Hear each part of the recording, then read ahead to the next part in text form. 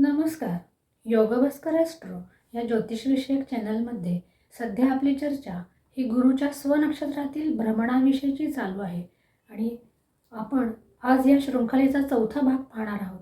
आणि आजच्या भागामध्ये आपण गुरुचे पुनर्वसू या स्वनक्षत्रातील वक्री भ्रमण आणि त्याचा प्रत्येक राशीवर पडणारा गोचरीचा प्रभाव या शृंखलेत आज मकर, कुंभ आणि मीन या राशींवर वक्री गुरुचा हा कसा प्रभाव असणार आहे याची माहिती ही जाणून घेणार आहोत.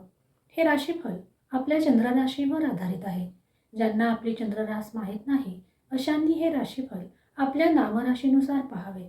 दिनांक 5 डिसेंबर 2025 रोजी ज्योतिषशास्त्रामध्ये सर्वाधिक शुभता प्राप्त असलेला हा गुरुग्रह आपल्या अतिचार गतीमुळे वक्र अवस्थेत कर्क राशीतून पुन्हा एकदा वक्र अवस्थेतच तो मिथुन राशीमध्ये प्रवेश करत आहे आणि येथे त्याचे वास्तव्य हे 11 मार्च 2026 पर्यंत असणार आहे. हा एकंदरीत 96 दिवसांचा कालखंड असणार आहे. या कालखंडात गुरु महाराज हे वक्री अवस्थेत आणि आपल्या स्वनक्षत्रात म्हणजे पुनर्वसू नक्षत्रात असणार आहेत.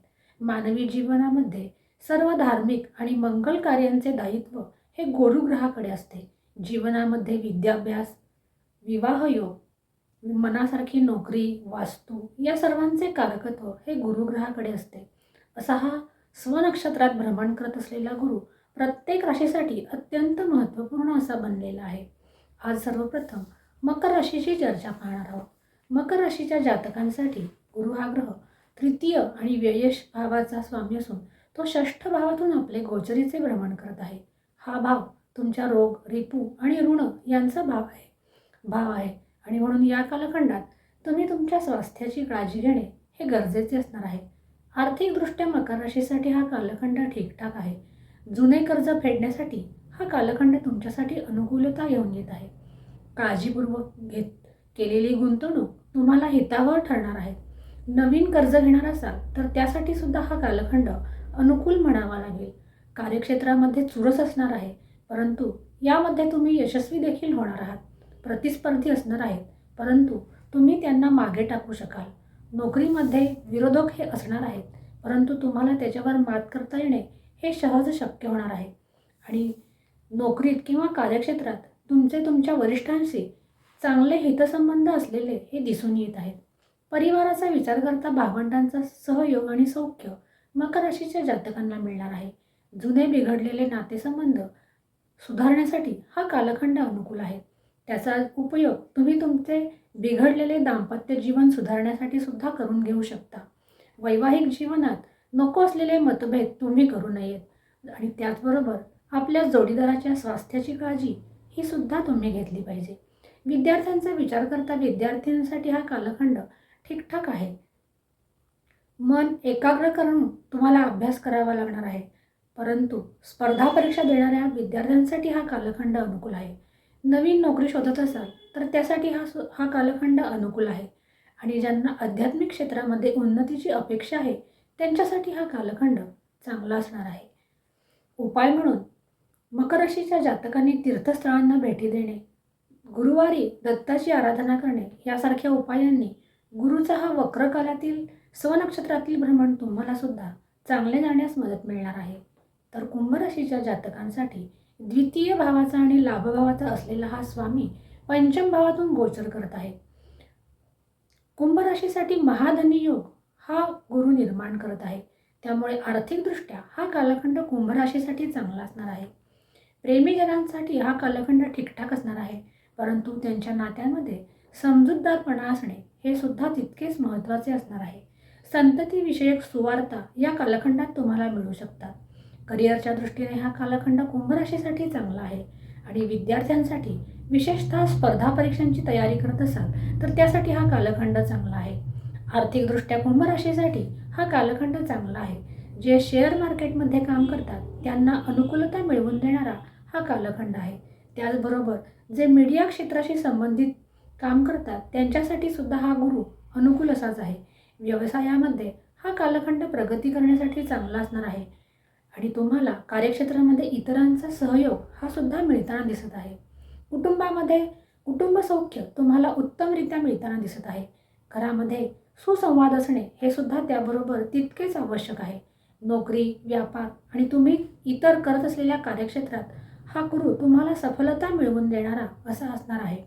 उपाय म्हणून कुंभ राशीच्या जातकांनी सुद्धा दत्तात्रेयाची आराधना करणे, गुरुवारी ओम राम दत्तात्रेया नमः या मंत्राचा जप करणे तुमच्यासाठी हितावह असणार आहे. आणि मीन राशीसाठी लग्नेश आणि दशमेश असलेला हा गुरु तुमच्यासाठी चतुर्थ भावातून आपले वक्र कालखंडात स्वनक्षत्रातून भ्रमण करत आहे. हा कालखंड मीन राशीसाठी चांगला म्हणता येणार आहे. घरामध्ये कलह होण्याची शक्यता ही सुद्धा नाकारता येत नाही. त्यामुळे घरातील शांती सांभाळणे हे तुमच्यासाठी अत्यंत महत्त्वाचे असणार आहे. विनाकारण वाद होण्याची शक्यता हा गुरु तुमच्यासाठी निर्माण करत आहे. प्रॉपर्टीवरून घरामध्ये कलह होण्याची शक्यता ही सुद्धा नाकारता येत नाही. त्यामुळे मानसिक तणाव हा सुद्धा तुमचा वाढताना दिसत आहे. जुनी प्रॉपर्टी विकून जर नवीन खरेदी करणार असाल तर त्यासाठी हा कालखंड चांगला आहे. व्यवसायामध्ये चढ उतार घडवून आणणारा असा हा कालखंड असणार आहे.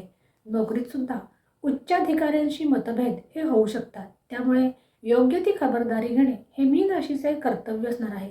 या कालखंडात तुम्ही तुमचे व्यक्तिमत्व सुद्धा सांभाळले पाहिजेत. याची सुद्धा जबाबदारी ही तुमच्यावरच असणार आहे. आणि आर्थिकदृष्ट्या विचार करता खर्च हे वाढताना दिसत आहे आणि म्हणून आपल्या खर्चावर नियंत्रण कसे ठेवता येईल याचा तुम्ही अभ्यास केला पाहिजे. या कालखंडात तुमच्यावरच्या जबाबदाऱ्या सुद्धा वाढताना दिसत आहे आणि त्यासाठी तुम्हाला योग्य व्यक्तीचा सल्ला हा उपयोगी पडताना दिसत आहे. दाम्पत्य जीवनाचा विचार करता दाम्पत्य जीवनामध्ये तणावाची शक्यता हा गुरु निर्माण करत आहे. तुम्ही तुमच्या भावनांवर नियंत्रण ठेवले पाहिजे. मीन रास ही द्विस्वभाव राशी असल्या कारणाने त्यांना भावनांवर नियंत्रण ठेवणे हे गरजेचेच असते. सावधान राहून जर हा कालखंड व्यतीत केला तर तुम्हाला सुद्धा गुरुचे हे गोचर भ्रमण चांगले ठरण्यास ही मदत मिळणार आहे. मीन राशीच्या विद्यार्थ्यांचा विचार करता मीन राशीच्या विद्यार्थ्यांसाठी हा कालखंड चांगला आहे. जेवढी मेहनत कराल तेवढे यश हे तुम्हाला मिळणारच आहे. स्पर्धा परीक्षा जर देणार असाल तर त्यासाठी हा कालखंड अनुकूल आहे. आणि स्वास्थ्याच्या दृष्टीने विचार करता तुम्ही तुमच्या स्वास्थ्याची पुरेपूर काळजी जर घेतली तर कोणत्याही प्रकारच्या व्याधींची शक्यता ही तुमच्यासाठी नगण्य असणार आहे.